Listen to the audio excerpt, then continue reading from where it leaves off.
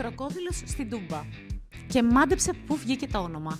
Ναι, από εκεί που φαντάζεσαι. Στον Κροκόδιλο πας, 5 και 29 μπορείς να είσαι απ' έξω, θα σου ανοίξουν καθημερινά. Είναι self-service και αυτό γιατί μπορείς να πλοηγηθείς ελεύθερα στον κόσμο της μπύρας.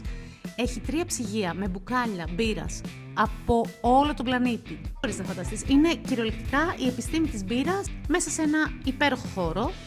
Θα βρεις σνακ που ανεβάζουν τη γευστική εμπειρία, θα έλεγε κανείς, του μπύρα και πατατάκι.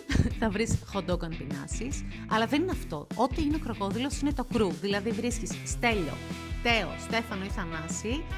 Και είμαι σίγουρη ότι αν έχεις πάει, μπορείς να επιβεβαιώσεις τα σχόλια αυτό που λέω, ότι το vibe στο μαγαζί είναι αλλού. Σημερινά λοιπόν στην Τούμπα, Βοσπόρου με Μικράς Ασίας, σχεδόν απέναντι από το γήπεδο του ΠΑΟΚ.